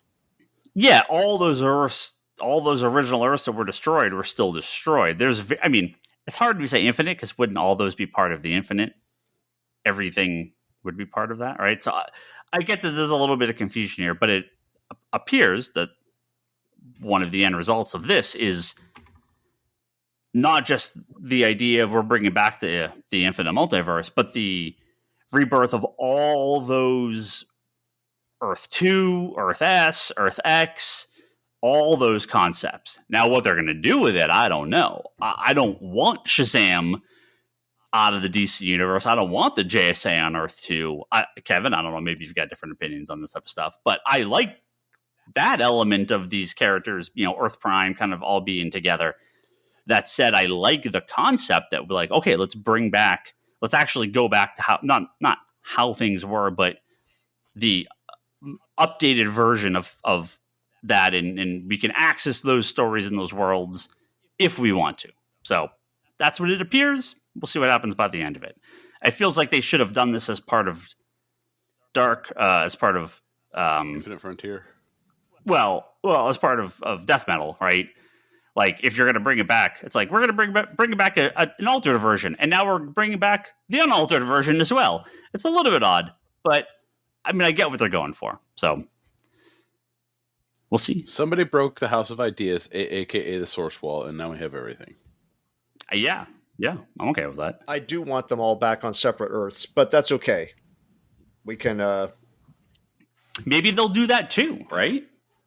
Like, you can have Earth Prime is all of them, and then Earth S is just the Shazam, and Earth X is Freedom Fighters, and bring back Earth 3, and Earth 2 is just, if you want to do just JSA stories, set on Earth 2, you can also do that. So, yeah, it'll be interesting what this, kind of what this means in the next, next year into 2023 and everything, because I know there's a lot of books coming out post Dark Crisis. So, on the topic of Crisis, this will take 30 seconds. I have to give a random pick of the week here. I absolutely loved the first issue of Superman Space Age. Oh yeah, I've heard nothing but great things. I haven't gotten to it yet, but I need to. All I will say is on the topic of Crisis, I just wanted to mention that book and say nothing else except that it was such a joy to read, such a pleasure, so much. It's like just a fun comic that is also has something to say. You know what? So like Mark Russell's not depressing the shit out of us. But see, it could have been that, or it could have just been that was One Star Squadron. But it also could have been just light and silly. But instead, he found like the perfect line right down the middle between those two things. Nice. Okay. Highly, highly recommend it. I actually just finished up One Star Squadron. That dude never misses, man. It's that thing is it's good, but whoa, does it? It's depressing. It's tough. Yeah. You're like, oh, this is a funny, goofy book. Oh, no, I forgot it's Mark Russell. No. Boy. It's like a freight truck in the last couple episodes, or last couple issues. Yeah. Oh, man. Yeah. Did you read that, Kevin? You going to pick up the trade? I was going to read that in trade. Yeah, I haven't read it. It's heavy. Yeah. It's heavy. Yeah. We only got two. I think I really two more. This is a couple little random things. I don't even want like Oni Press. They're just having too many issues. Just wait till that's done, and then we'll talk about it. Like I don't even have anything to say about that. Yeah. However, there was a at Comic-Con. So again, we have like kind of like one or two last real Comic-Con things here. Jim Lee at a panel early morning. Straight away was asked, what are you doing about the Snyderverse? What's happening? The hashtags. Did a bot come up and talk to him? Yeah. Hashtags want to know, are you going to restore that Snyderverse? And, although Jim naturally kind of talked around it a tad, it does appear that it's done. It's over, guys. He's not coming back. There's just no way Snyder's coming back to do anything for DC. He is all in on Netflix right now. He's building his own universe over there. And I don't know if you guys saw this report. Did we ever end up talking about this? This happened, I think, the week we didn't record. There was this whole expose about him hiring bot farmers to attack Jeff Johns on social media, and there's just look, there's real people involved. It's not all fake, but there's a lot of nonsense going on with that, and the big blowouts with him and people at Warner Brothers. So, guys, no, it's not happening. If you can pay Facebook to push an ad, you can pay anybody to do anything on Oh yeah. So the Snyder Cut really did not perform very well. It was 4 fucking hours. I think be happy that you got it, but it's not. Just they're done. They're not coming back. No, those characters, I'm sure they'll use. I love having Henry Cavill. If you don't want to use him again, sure, of course. Snyder's not coming back, guys. Like, it's over. So, I doubt anyone wants to fully open themselves up. Any professional wants to fully open themselves up to be like, just completely slaughtered on social media for the next decade by these people. But I heard a rumor that the head of the bot farm was some guy named Ethan. No, I think he is. I don't know. I think he hates that stuff too. But yeah, there's no plan for the Snyderverse. No plan. It is all done. Love, isn't he? He doesn't hate things. Jeez. And not Comic-Con related, but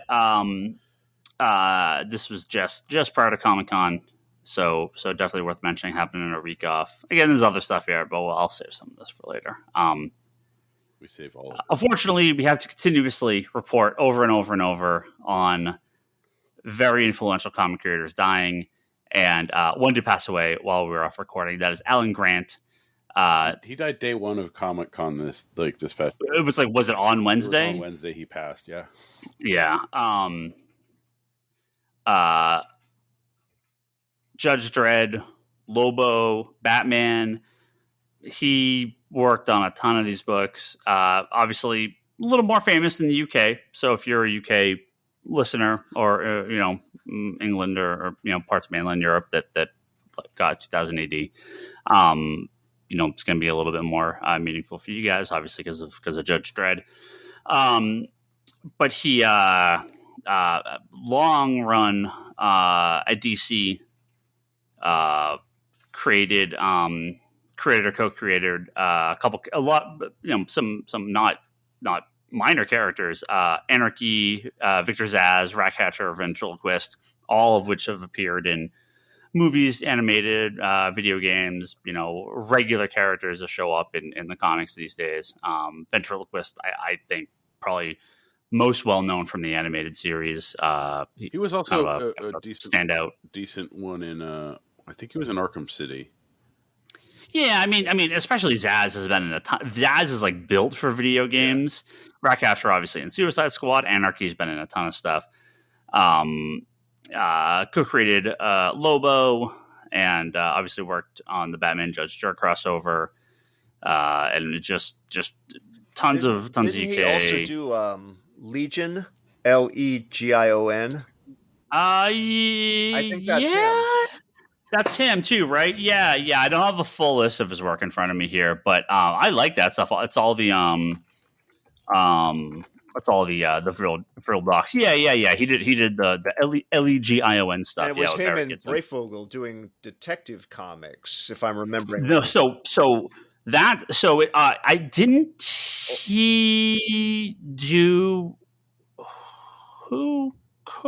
No, he didn't do the Venom arc. He did one with Clayface. There's one with on Legends. No, I'm talking about in the main Batman comic. Yeah, so he had a long run on Detective. Yeah. Right? Which that's where I mostly know him from. What was that run? That was late '80s. So going back, he was a staple in DC the late '80s. So 73, yeah, 73 years old. Very unfortunate. I don't know what he was doing more recently. He had worked with Simon Bisley on a couple projects, but I'm not sure how much comic work he had done in the last couple of years. But if you're an '80s DC guy, you know Alan, Alan Grant. Especially, I think if you're a 2000 AD guy, he was all over that book for years and years and years. And those his run, Judge Dredd, I think still popular today. I wish more of that stuff was available here. We get random collections of 2000 AD. We just do not get a lot of full collections, or they had a Judge Dredd chronological project, but I don't most of that stuff did not get more than one printing here. I never see that stuff available. He was one of the main writers on Nightfall. I think. Yeah, he worked on a lot of the Batman books. He did the Batman and Spawn War Devil. The one. He co-wrote the second one. It was they both came out in '94. I just don't remember which one was before. But he helped co-write the DC one. Okay. Yeah. No, like I said, he's a very active guy at DC for a long time. He started doing American comics. So always unfortunate. I would like to see hopefully DC get some of that stuff back in print, because some of that stuff's not really available these days. Oh man, Spawn Batman collection seems like a no-brainer to come out when the book comes out. I'm surprised we haven't seen that solicited yet. So that's the, again, especially with the MCU stuff. I have a million things to say about that in the future. A lot of announcements, not a lot of basically the substance. List, right? That was the team. Yeah, we're gonna see more in-depth stuff at D23s and stuff and they'll have we'll get more trailers, more stuff coming. They'll use Comic-Con as just kind of that fuel for the fire, right? That's the tease for what you're going to get from D23. Yeah, I mean, most of the stuff they don't even have a logo, let alone and I would not hold any of those dates as firm. But this is the current idea. This is the current path. So we'll see what happens. The build up to FF is going to be big. The next couple of years is all FF. So Black Panther. Let's see what we can do. See if we can pull off more stuff. We're going to build up and build up and build up to year X when they'll finally release the mutants. X-Men's coming. Right. X-Men coming. They know. Yeah. it feels like we'll get X-Men after 2026. We'll be like pivot hard. Everything shifts to the X-Men. So because seems likely. You got to have that X for when you hit phase 10. I mean phase X. They go into phase 10. Yeah. 4 phases to get to X-Men. Yeah, a lot of news. And again, little bits and pieces. We'll talk more random stuff, I'm sure, over the next few weeks as well. Blue team and individual characters. So, you could stretch that over a long period of time. I mean, hell, Jubilee might get her own movie. Gambit might finally get his movie. I mean, I've said forever it should be should be TV shows, not movies. I would love to see X-Men TV shows. I think it expands out the audience a little bit better. Expands out the characters a little bit better. What's that? They just need to nail down that length. Like right now, that length is I think too affected by it has to hit at least 2 months worth of for what's that? Well, what's that? Like for the Marvel TV shows, right? Like it's been all over the place how long the shows have been. No, they've all been 6, right? No, WandaVision was like 8. Oh, WandaVision was like 9, but they were half hour. They were short. They were shorter. I think all the hours have been 6. I'm pretty sure. We've had. I think one. One was. I think WandaVision was the only weird one. Okay. I think all the rest have been. Wasn't Falcon Winter Soldier like 8? Wasn't it too long? I would say it was too. I don't know if it was too long. I think it was 6, but I could be wrong. It doesn't matter. No, I'm okay if they got 18 episodes worth of story. Like, cool. It just seems so unusual. Yeah. So unusual for it to be that long. We'll see. All right, we are going to wrap up. Thank you all very much. I have one last Comic-Con story to share. One last Comic-Con story from Toby. You don't have to be quiet, Toby. It's your podcast too. Jump at any time. I just did. So when I was in that insanely long line of 9.5 hours on Sunday, as they do to break up the line, because there's a Starbucks in the way, and you can't block Starbucks business, so they split us up right in front of Starbucks. You told this, didn't you? No, I told this to you, saying I forgot to mention this last week. Did we lose Toby? I had to go back and listen to the entire podcast. Didn't you say this on the podcast? I don't think so. I said this to you right after saying I missed the story. Huh. Okay, tell it again. Maybe you didn't. I don't know. I don't remember. Well, if I said it. We can move on. Tell it again. I honestly don't know. I don't remember. Kevin? He left. Brock? Brock's there. I don't remember. All right, well, here we go. So anyways, they broke up the line, and we were right in front of the Starbucks line. And the amount of people being worried that the Starbucks line was that long was insane. Like, we had about 10, 15 people that would walk up and going, please tell me this is not the Starbucks. And they were serious. This is not like them, I'm joking. They're like, is this the Starbucks line? We're like, no, you could just go in, right? Eventually we start messing with them and go, yeah, it is. And they start like, God damn. And they start walking. We're like, no, we're kidding. You could go in, right? At some point, the news crew shows up, like the local news for San Diego shows up. And they're like, well, can we interview you? As in, there was a lady that was sitting right next to me. They interviewed her. And she was like, absolutely. And, she went on and go, well, it's a lovely day in San Diego, blah, blah, how's the con? She goes, great. And then she goes, well, what's this line for? And without a second to spare, I yelled out, Starbucks. And the reporter lady, I think her heart about dropped because she was like, oh, shit, did I just royally fuck this up? But, yeah, it wasn't Starbucks line after all. That's great. Yeah. The Starbucks line inside the convention was just as long, so... Yeah, well, I was semi-hoping that, I could find her interviewing her, me yelling at Starbucks, and her being scared to death that she royally fucked up the interview. I'm surprised Starbucks didn't want the line to go through Starbucks. Oh, trust me, they made plenty of business from us, because the dude started recognizing me. He was like, hey again. "Hey, how's it going? Oh, you're back." I was like, "Yep, I'm still here." Yep, that's my last Comic-Con. For now. People just get in lines at Comic-Con, and they just like, where does this go? We don't know. Let's find Well, I out. think at one point I told someone it was the bathroom line. Like, and there's people in chairs in line. Wait, what? Not too surprising. Not too surprising, though. All right, that's it. Thank you, Toby's Internet, for staying connected this entire time. Make it much easier to. I know. I'm still on number one. I know. It's good. It's good. I started labeling them. Thank you to our top tier Patreon backers: Joe Duff, Kelsey May, Craig Anderson at ClearPathCoaches.com, Jimmy Rivera at the Social Forum Podcast, and Talon Bray. Thank you. Please check out ComicSpiracyPodcast.com for all our previous episodes, and Apple Podcasts where you can download them on your just make iPods. No, iPhones. They still making those things? iPhones. That's still a thing. Just do it through apps and streaming. Yeah. Just straight into your brain. And Yeah. You got your Apple Watch. You get shaped like a little apple. Just be like, hey, Apple. Oh, that's okay. Amazon's Put a podcast. introducing Amazon One. Have you heard this?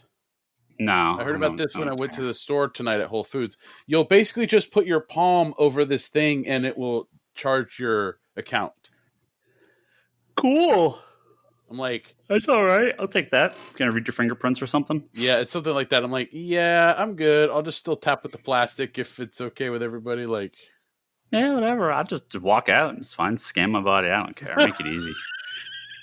Patreon.com/Comic-Conspiracy, where you can go to kick us a couple bucks for hosting this dog and pony show every week. If you go to comicsconspiracy.biz, you can buy physical comic books from us. We have tons. We've added so much stuff to the sale site.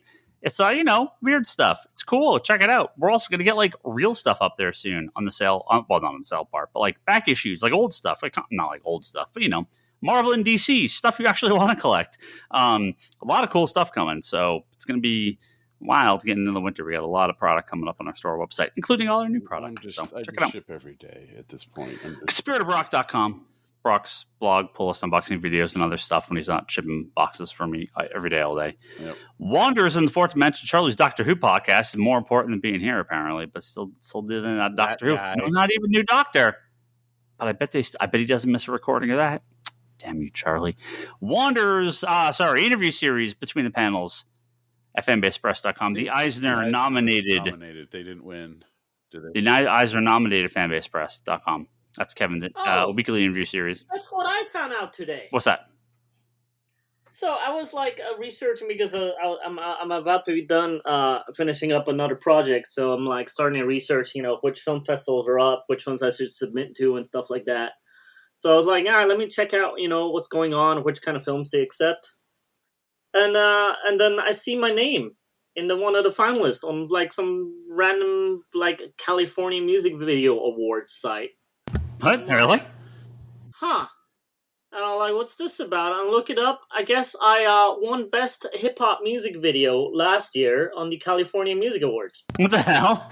Yeah. So I'm no longer just a Toby. I am a California Music Video Award winning Toby at this I'm point. looking it up too. But yeah. For Never Hold Me Down? I had no idea. Yeah. There you are. Did you actually? I had no idea. Was in the running. Nice. I had no idea I won. Best cinematography. Best hip hop. Nice. Yeah. Nice. Look at that. Did did they send you anything? It's in Did they I didn't even know I was in the running. I had no idea. Maybe the band got like an award that they never bothered telling me about. So that'd be kind of weird. Yeah. No idea. That's pretty cool. The award-winning Toby. Yeah. Next year I'll be the 2-time winning. I'm willing it out there in the universe. I'll be the 2-time music video award-winning Toby. Head over to leannehill.com or etsy.com/shop/leannehillart for Leanne Hill, the Disney-nominated finalist for the Haunted Mansion 20... Finalist 18? Is not 19? Not a winning 2019 art contest, direct from Disney. There you go. Are we gonna? Or you can also follow all of us on Twitter. Ryan Higgins, Ryan, Brock Sager, Toby XI, Insanity and Chaos is Charlie. Kevin is that Kevin Sharp in the stores. Comics Con store. The nominated. The Nominated Comics Con store. Check out Geekbox, which I'm on, and Manga Nations, which I'm not. But that's our friends. They talk about manga and anime. I'm gonna do a shout out to Bill Russell, one of the biggest NBA legends. Yes. That's it. Okay. That was his. That's it. That was his blast. Yeah. Good shout out. No, it's good. Yeah. Are we Obviously, done with this? Boston represents. Oh, how are those Red Sox doing? Look, 11 championships in 13 years. Pod- It was amazing. podcast is just running too long. We're not going to talk sports. It's a whole nother podcast. No, it's not. I'll start recording the Pain Cast. That's the Boston Red Sox podcast. Yeah. I put my Red Sox on and I wait for the pain, baby. I believe that might actually be a Giants podcast. It's definitely something like that. We're done. Goodbye.